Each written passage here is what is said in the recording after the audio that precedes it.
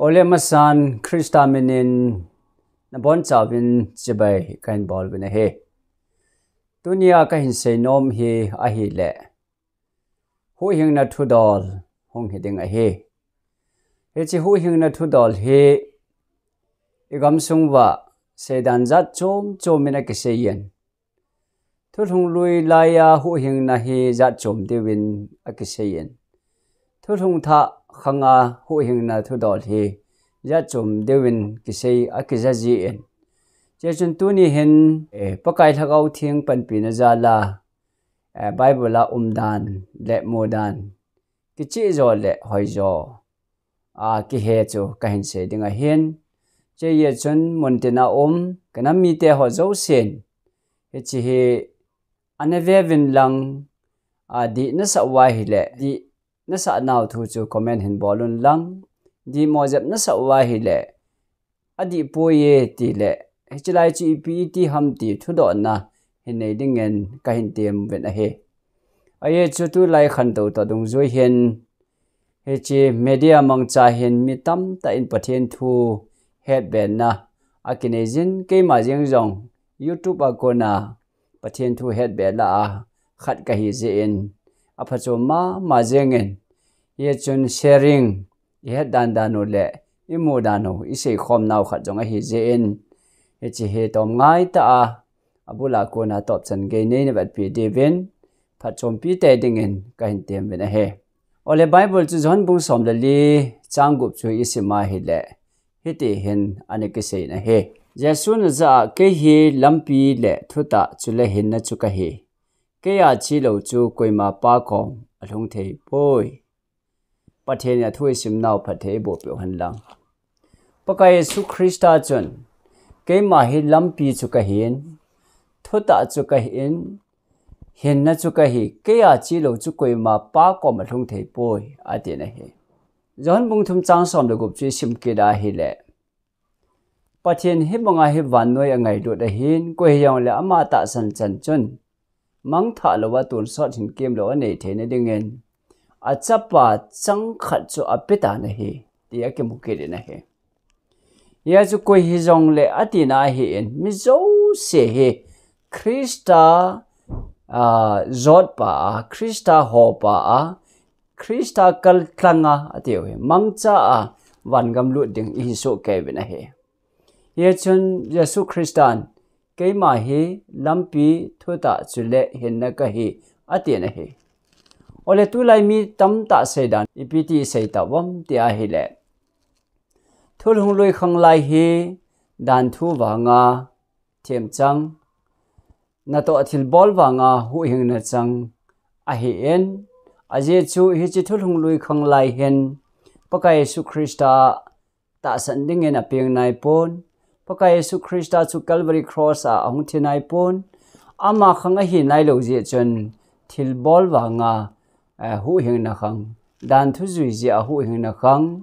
chon phat za la hu hing na khang a hi en ama wang jesu krista calvary cross a hung thia pat hin lung sit mana ta san wanga hu hing chang hi ta ve ti hin a sei ji ve na he aten ka sei hin ngai leo chun mi hon a sei ji ve ka ti a he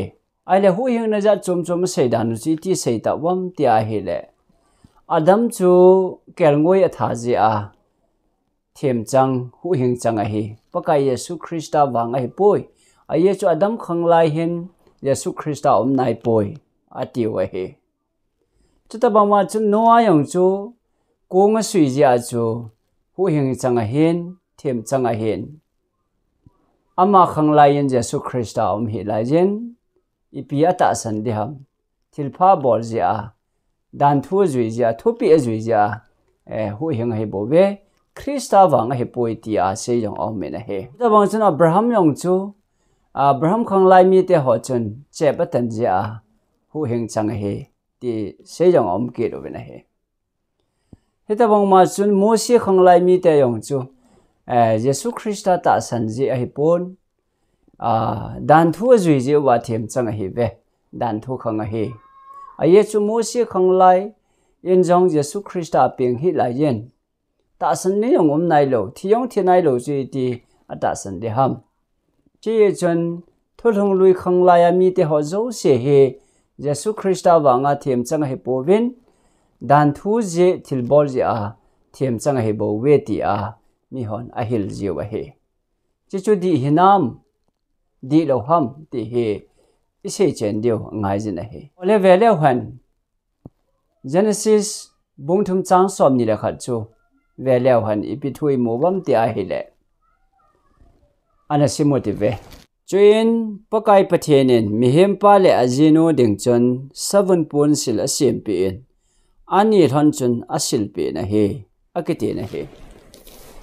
pakai pathian chun mihem pa le azino ati chu adam le evi chu 7 pon sil khat asem pi in a he ti thu changa ke mo na he ale khatte ho hi chila hi ga ngai to te motive adam le evi chun chon se na tha thon je chun thing na ne kil mat thonin aza mo thon cho ana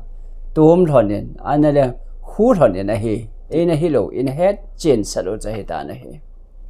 ama wang hi chi thing na kil mat thona ana ke tum thon chu pathianen ala mang pi in 7 pon sil khat asem pi ti thu hong ke mo na he khate hoi chi 7 pon sil ki ti hi 7 chu hoya kila hin tem ti hi na ngai to kha ngay to khawa adam chon 7 pon sil akisil hi ta na he koi ham wa noi le se na mi ma sapen chu ti ai la adam chu he ai le adam khang lai chun tol thi ngom khanai pon gan cha thi jong heading om nai pon sa ju jong om nai pon sa that ki ti ho yong ai le 7 chu hoya la hin tem tu lai bonga sa that na sa ju na he le sa that ho ko ma vun chu ka ki la hin te ti yong ti the hin ai wangin ama khanglai chun tol thi om nai pon sathat om nai pon saju jong om nai pon sabun hoya la ham ti he I khol liu angai jena he chi chu hoya ko na hung kon hamiti a he le sem telen tham khar ga lut lew han Genesis bung khat chang som ni le gup chui sima he le pathian chun a seyen ipia seyamiti a he le pathian chun e holimin e ho tabong mi hem se mote ati na he chilaya e hon ati hi pathian chun thua se ya hi le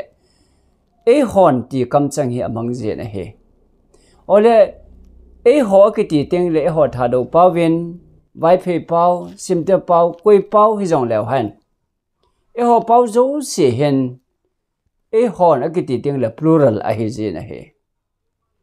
ke ma iti le singular e ma chang se ti na he cha chu pathian chu izat ham ti chun dong ki lewan pathian khat a hen hi chi pathian khat chun thua sei po le e holim hen e ho tabong mi hem se mo te ti en Genesis bung khat chang som ni le go ba chun a sei ke de na he ole hi chilai hen head by lam theiding ai seu chu apa cha tha gau thing ki ti he ama ho chun committee anewa meeting anewa mi hem sem ding chung chang thu ki ho a he be na he ji cha chi piti ke tam ti a he le mi hem hi ki sem han lang chon sen en hlatale I lo diu he tam ti he amon agel ki ro cha he tu lion gari showroom a konin I chowin tha le khat I chowin a he le insurance aumen item khara accident na tu kha a he le nge chi insurance a ko na cho ki claim ki the tabong a aumen a he chu tabong ma chu pathen in jong mi hem chu semo divin tem kha chon se na ong tha kha a he le I lo di he tam tia ke ho lai chun chapa Yesu Christa chun ke man ka thisanin gal hat do nang ka te ti he ama chu tu lai pawa se de anakitung sa banda e ho that do dinga ki go sadema wana ana sa he ta na he insurance iti bang wa chu heti chun hung chi nan sem ta vin a hi le Lucifer chu wana Yesu Christa thang se na hung dim ta je chun dal lai no min a chom lama se dingen eden ho na adam le vi chong hem thatan ti chun mi hem ten chon se na hung tha thon phat chun pakai pathen chu ni pi se ta am tia he le john bung som le thum lam khu a chai lam khu isima he le pakai Yesu Christa chan chin hi abo na ji ding ki ti le hi chi le khabu pumpi vanwe li sit pumpi na dol jong ka ging chapoi ti na sei na he ye chun hi chi Adam chon se na hung tha chun pathen hin Adam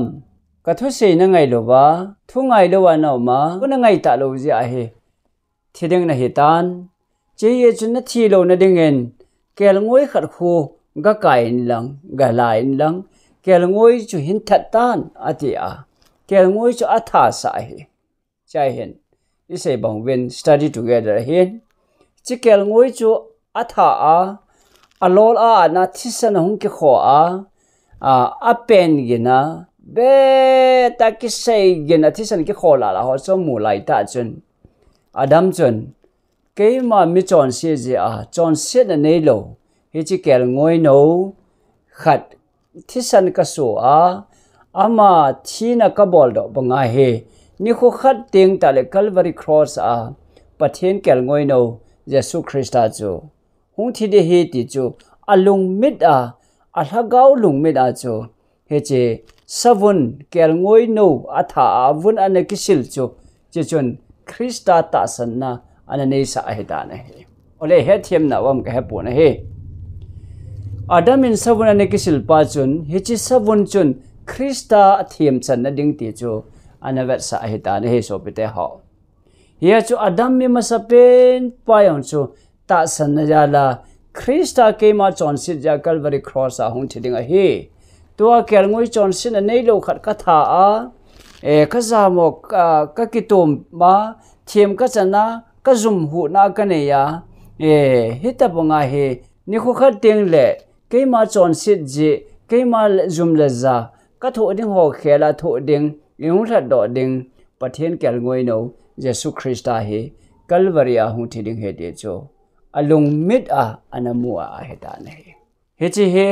Adam le evi yong Jesu Christa ta san na anane ngal thon a heta ti he isei nom na he ole hi ti chun Noah te ho jong he ti hin ke sei le Noah chun tu ni kong ka ga sui le pathen ka hin ta san ne ati a hi poin pathen chu ata san je a chu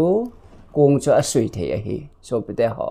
ta san na ma sa chi chi he ti hi I het wa ngai jin a he tui sang hung len di he ta se chu pathen a hin hi chi pathen chun chi Jesu Christa chun tui sang len di he ti a hi le ama cha ta san ja chu hung len te in te a ti a ta san na ja la chu kong chu a sui a he bo bin a he kong a sui ja a ta san a he pon a ta san ja kong a sui the he ti hi I het zo de vin ka sei no me na he chuta bang ma chun Abraham hoyong chu Abraham chu chepatan ji a them chang ai pon ul khopia ko na pathenin a ko do nia ko na chu them chang ai ta na he them chang khat Jesu Christa ta san pathen ta san mi pa khat a he ja chu pathen cheptan in atile atan jing a he bo na he chilai hi he them deu ka de na he ai chu Bible an simotive Abraham hi chepatan ji a thiam changham ai lo le rombong li chang so ma chun a chuti le iti aum pet a chon pha kisim ham a cheptan jo ha cheptan lowa aum la ya ham cheptan na aum zo hiloven cheptan lowa aum la ya a hi ati na hi cheptan na aum zo wa chon pha kisim hiloven cheptan masanga cheptan lowa aum la ya pada thim chang a hitai chon pha hitai ti in Bible chun rom bungli chang so ma chun e hil bina hi ya chu cheptan ja thim chang khat cham pun thim chang mi chon pha hi ya chep atan thu ai bo bina hi thulung lui khang lai mi te zo se jong he ta san na ja la thu an zui wa hi ti he igel do de ko no me nei azowa yan bung som da li chang gu ba paka Yesu Christan keima lampi thuta chula hin na chu ka hi ke a chi lo chu koi ma pa ko ma thung thei poi ati hi ya chu Asian pao yong Jesu Christa hin Jesu Christa ta san lo wa chu thulung lui khang mi te he jong le thulung tha khang mi te he jong le koi ma pa kom ki thung thei lo de hi ye chu hu hing nai chano hi Calvary cross a thulung lui mi te le thulung tha mi te hi ki shu to hi ve ti hi isei no mo hi chuta bong ma chun mo se jong Pharaoh chanu chapa hi ding anom pon ama hen pathian mi te to gan the he su tho khom ding akil han zo na he ti chun mo sen jong Jesu Christa ta san je chun aman Egypt gama go jo se sang chun leng lal hi sang chun Jesu Christa a ho sit now Jesu Christa gan the tho ding yo chu akil han zo na he Jesu Christa ta san je a chu dan thua zui the jo a he Bible an sim lewan Hebrai bung som la khat chang som ni le lia kon sim lew han chuin Moses ki khan hlit phat in ta san wangin Pharaoh chanu chapa tia kimin wording adan aman chom khat chon se da nom sa sangin pathian mi te to bol he so tho khom ding chu a thleng zo ta na he Egypt gama go yo se sangin Christa a ho sit now chu chung nung jon agelin a he aye chu aman to phatman asan ding lam jing chu avat a he lai hen Egypt gama go jo se sangin Christa a ho sit now Christa ti Amen phai na he ye chun Moses in jong paka Yesu Christa chu hung ping hi lai han lang Calvary cross a hung thi hi lai jong le Christa chu ke chon sit ji a hung thi ding Calvary cross a hung thi ding a hi ti chu amit tha a alung mit a anamu sa hi ta na he isei no mu chi pi tam tu ai sei no mu chu thulung lui la ya adama ko na mi te ho zo sin tu ni chan ge hi Jesu Christa ta san wa nga bo wangam lu ding hi bo we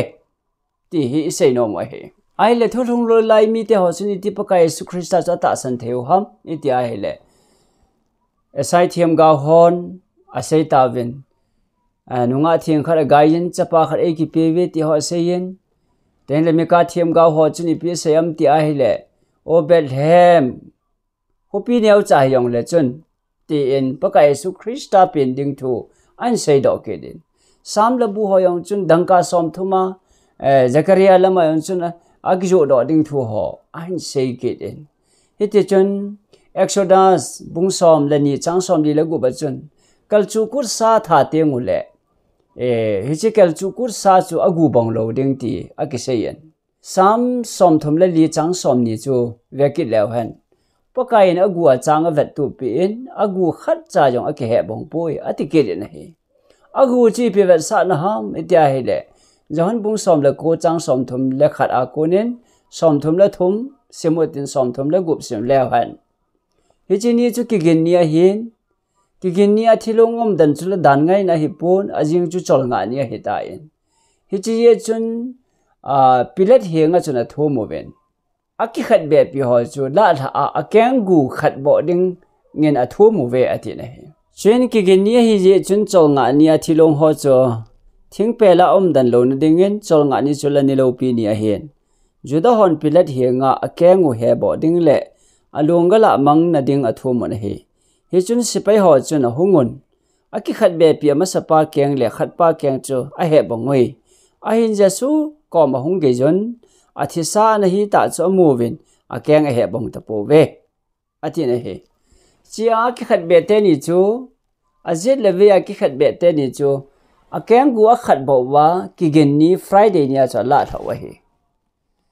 ai la pa ka Yesu Christa chu a thi ha ma hingam tin na chu aga do na hi le anathisa hi ta je chun paka Yesu Christa bang chu akeng gu a he bong ta po ve ati na hi ole ne thiam bam Exodus bung som la ni chang som li la gu ba chun ichikal chu kur sa ki that chu agu bang lo de he ti in sam som thum la li chang som ni chun paka in agu a chang a vet tu pi in agu khat cha yong ke he bong po eti kit in Yon bung som la ko chang som thum la khat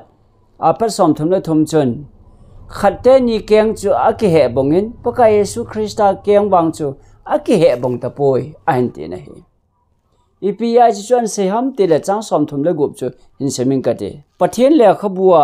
agu khat cha jong ki he bong lo ding a hi ati chu guil hun na ding a thil he chang chu so a hi tai pathian lo pe na chang han lang o paka Yesu Christa chu gubong lowa thi chi pi ham ti le pathian le khabua Exodus a gubong lo ding ni ki ho sama gubong lo ding ki ho thu ki se ho cha gui thun the na dinga gubong lowa thia hita na hi ati na hi ole so pite ho phata na ngai na thulung lui khanglaya adamin kelngoi vun savun ane kisilpa adam chu kelngoya ane ki thoi pa na hita na hi adam kelngoya ki thoi chai chun acha te ni ken level kelngoya ang ki thoi ki den abani noah te kelngoya ang ki thoi jen abani abraham te abani ahung chi in Israel te ho kelngoya ahung ki thoi ki do ven Paka Yesu Krista Calvary Cross ahung thi pat chun Jerusalem temple la kelngoi thading agi ko azam mang tawin pon dan len ta chu ti chun ai el ha jengen ti lai dan thu ho gana ki thoi ho cha be ta na he a Yesu ata Yesu Krista thi ta je chun he chi a hema Yesu Krista vat sa na kelngoi ki tha chu ki thoi na chu tu a he be ya he da na he chi a chu 1 Corinthians bunga changsigi na chini psm tia hele ikal chu kur satha ding khelun Krista ta cho ki thatta na hi a hen tia hi chuti hi ye jun so bite ho thulung lui khanglaya mi te hon jong amit lawa Jesu Krista hi anamu jing pe o ama khat ve la hung ding a hi ke chon se that do dinga Calvary Cross a hung thi dinga hi tia hi mi tam ta chu ni za kha me the o hin la khat o men lấy sệt cái xem tì là cái thật kẹl ngôi nào vậy lấy sệt cái xem tì là cái thật kẹl ngôi nào à thì sơn in van nôi à hu hình tai à thì sơn chân van nôi à hu hình tai lấy sệt cái xem tì là cái thật kẹl ngôi nào thì hi in sa ding điều cái tạ sơn này hi chú Adam aku na kẹl ngôi à hình tha bao chân Krista tạ sơn diệu wa ana tha wa hi ti hi ne them deu ka kinem the jing ne hi chuta bang ma chun Jesu Krista hi tu a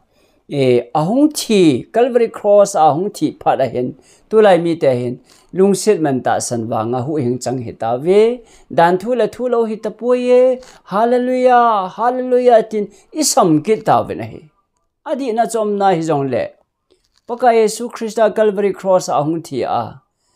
pada hi lungset man ta san wangam hu hing mo chan hi wa hi le so pete ho itin ngai tu bam hin galon lang lungset man ta san wang hu hing ke chang ta chu hovin kayong chi da the hita baptai song i chan da de hita pakai nei lungset man ta san wang ai hu hing a hita jin ipi baptai san kho ngayam ipi soma khat pi kho ngayam akiti theidam so pete ho akiti thei po nahi lungset mana ta san wanga hu hing chang hi je wa chu pathen thu se ho he baptize na chandi o he tile henge pokai ka chandi he o soma khat na pi diu he tile henge pokai ka pi de he sagrament hi chi ka ta sa he chi ka thisan keima thi na gel do jing na dingon ka hung kit na ding na gel do jing na dingon anabol taw o tile he pa he chu nangin lungset mana ta san wa nei hu hing taw chu bol se ngayam akiti thei po na hi pathen chu ita sana hu hing pulang pai ke poma hi le athu se ho chu izui ding a he izui po we ti na hi po in athum dan he them the ne dewa thulung lui khanglaya yong chu Jesu Krista chu alim le melin ata in mo hi u jong le alhagau lung mit wa chu anamu ta ji wa chu sei chu anazui wa hi khate ho chilai chun ke ki thoi de he tiu le kel ngoi ani ki thoi hi we aje Yesu ta san ji we tunia hi kel ngoi ki thoi ding ati tapon hi chi kel ngoi khel chun kel ngoi ki thoi ding khel chun ka cha te ho tun kel ngoi ani ki thoi ta lo di we hi to apada hi ke ma thi na gel do na dingin ni dang lai kel ngoi na that jevin tu awang hi kel ngoi tha ding hi ta lo en thieng na ne di we tai ichi ka ta sai chi ka thi san ti pai hin bol jing kom tang o ati a chon dan a hin khela a he chi chu Jesu Krista ta sanai le ase chu en thieng chu ne ji ding a hi pakai an jan chu hi ti chu a hi yes tu ni ho yong Calvary Cross a pakai Jesu Krista he a chi ga mo povin alim la mel jong ga he povin ta san na lung mit a e thagau lung mit wa ke a ding en Calvary Cross a anachitai elha do tai ti ita san je wa chu pakai na thu bang in zui ding ka te ti wa Bible umpa he izui wa hi khate ho dunia ai se nom peno chu pi ham ti a hele Calvary cross a hi thulung lui mi te hi han lang thulung tha mi te yong le cha hi ke kan khom hi ve na hi koi ma cha dan thu zui je chon phat ja so chating kha cham pon ama wang Jesu Christa hu hing pu leng pa ke poma a thu zui ho bo cho van gama pakai Jesu Christa na pui de he che chwe hi ye chon hu hing na ki ti dan thu le thil bol wang khat cha hi poi a hi wangin Jesu Christa hu hing na ke pom ho thulung lui khang la ya Jesu Christa ke pom hon a se gan ki tha ngai ti le tha wa chep tan ngai ti le tan wa a se azui wa thema chan bang wa cho dunia ai ho khanga yong hi Jesu Christa hu hing pu leng pa ke poma pathian ta san ho chun a se I bol dingo a se I ngai ding wa hi a se bol lo wa ka ta san ni ti yong chu hi the kit lo wa hi hu hing na thu dol hi ine ki het chen deu hi nam lungthim taw na nei puma ingai la deu bin ka hin tem bin a he hu hing na ki ti hi paka Yesu Christa lo wa chun hu hing na khat cha om thei po na he Yesu Christa hu hing na nei te chun a thu I zoi ding wa he a chai na ding en so pe te ho thulung lui khang chu dan thu khang hin tu hi lung set na khang he iti ji bin a he ole tu hi lung set na khang a hi a hi le thulung lui khang chu vet dan na khang khat hi tam khat te ho tu hi lung set na khang a hi le pathian chu noa cha vet da be se ya kong ki sui na ti ham ti en ga se le hani het them the na de ben pathian chun Abraham te ho chu avat da be se ya chu na chep chu tan na ti ham alung set be se je hi ama chu phat the bo chang ding ama phat the bo ho phat the bo ki chang ding ama vet da ho ki vet da ding a hi teng ta le na chila hi wanoi le sit pom pya ki the thang de he ti hi ama guya ko na paka Yesu Christa hung ping do ding te na a hi en chia chu Christa hung pin do na ding ki het nan kalung set na phat the ka bo na chep tano ati le hinge paka ya ti ata san ja tan the hi chu ta bang ma chu mo sen jong Jesu Christa ata san ja chu dan thu zu yo ti le hinge paka ju nge ti hi ata san lo hon zui lo hi Yesu Christa ta san lo hon kong sui lo hi Yesu Christa ta san lo hon ker ngo ya tha lo hi chila ya chu ata san je wa ker ngo ya ne ke thoi wa ta san je wa kong na sui wa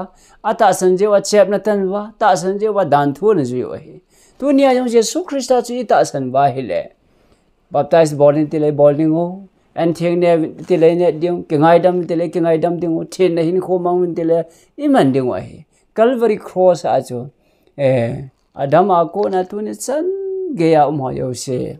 paka Yesu Calvary cross a Yesu thi san abo them chang wan gam thong ding hi ve wan gam thun te ngule thi san lu ti a paka Yesu Christa chu I wa chai di wa hi hi ti hin ki sei le mi cho kelngoi tha ji a them chang hi a hi le kelngoi thar ho jo se chun Yesu Christa sanga chu a kelngoi yo cho wa chai diu a thang wa ding ti na hi kong sui ji a them chang hi a paka Yesu Christa wang a hi lo ding le a kong chu a wa chai ding kong chu nga ki pa thu se de hi chepten ji a hu hing chang hi ding le a chepten a wal chu a ki choi le a chi choi a thang wa ding hi chi chu a wa chai ding ti na hi paka Yesu mo ding a phachom lo hi ye chu tu ni a hi ye hon jong lung se na se a hu hing chang hi ding wa le ipiji kho ju pathen thu hi I zui diu ham ti hi a hi en ulenau te hon ule pa te ho pathen thu dan chu Christa bo hu hing nau me che ye chon thung luya khang lai mi te to thulung tha thu ni chan ya mi te ho hen paka Yesu Christa a bo se pen tha na ne ya paka Yesu Christa ta sana a thu zui pa hen wan gam chu e pui thong ding wa he pakaya ki ngai jing mi te chu Zion mor sang ta bong a hin ton so na su ling hoi hi lo hi ati hi tunin pakaya ki ngai ti ki ngai di ham khate ho ama ekoma umwa chela ki ngai ta ma ki ngai ne the hi pon pakaya ki ngai ati hi pathian thu sei banga chon ki ju pakaya ki ngai cho hi che chon ichi piu le ta sanu ke bang he nam pathian thu kholu ti ve ole ka ke pa in avelin hin sei ke lang thulung loi le thulung tha abo na mi hem te jo se Jesu Christa wanga them chang hu heng chang ding hi ve ti cho isei nom pi pe no hin koi ta bang khat a he thiam thei lo ama hi le comment lama hinji on lang chia kon chun ke ho lim dingen ka hin tem ben a he lung ke inevet pi ho zo si chunga ke pa thu kan se yen pathe ni he thiam the na pe taw han ka ke pa e